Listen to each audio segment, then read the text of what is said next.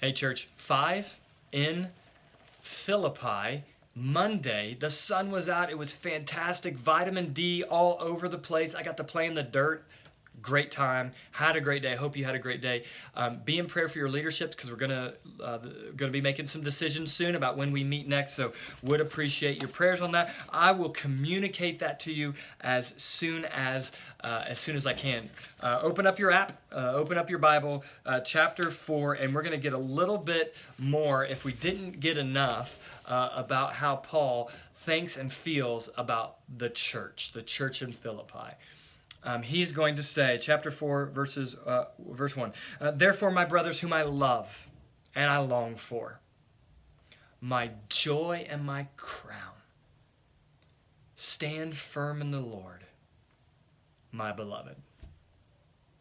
Not very many words, but it's hard to not look at that and say, I wonder what Paul thought about the church.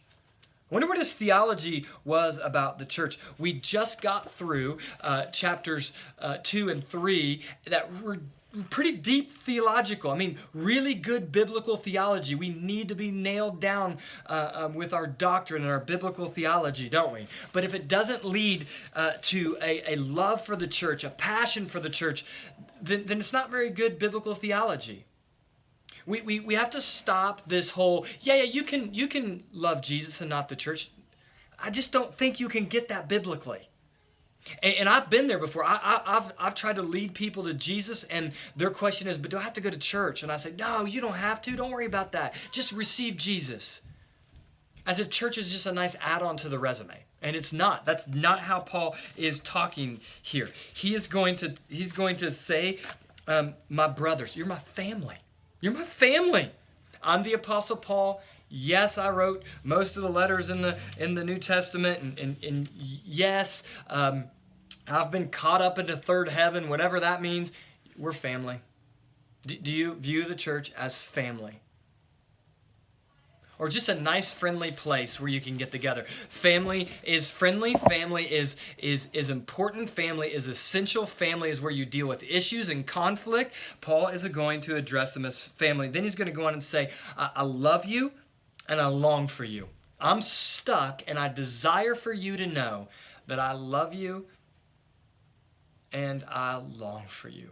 Sometimes I get this picture in my head about the Apostle Paul being a really hardened, like church has got to be this way and this way and this way, and if it's not this way, then boot him out.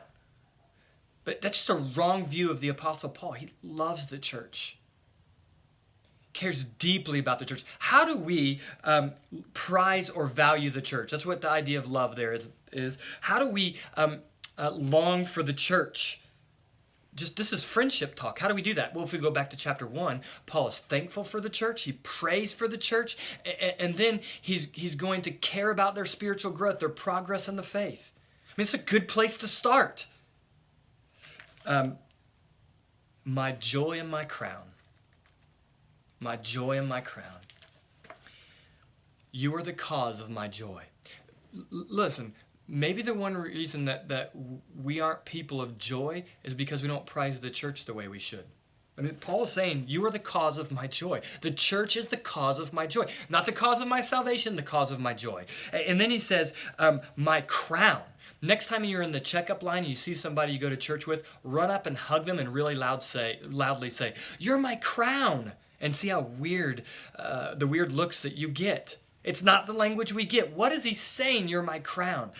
He is saying that you are the victory that I get through all my works and all my labor. You're the victory that I get to see. I wear you proudly. It's maybe a parallel would be, I'm going to hang pictures of you all over my house. I'm going to hang pictures of the church and pictures of the church family, and I'm so pleased with your progress. I'm going to wear you so that people see that you're my victory. I find my victory in you. That is bold language. That is really bold language. And then he's going to say, you need to stand firm. As we look at the future, you need to be anchored. Anchored in what? Well, go back to chapter 2 and chapter 3 and reread it and look at it. You need to be anchored in the faith. Why? Because you're my beloved. Love you, church. Hope to see you soon. I think that's it. We're out.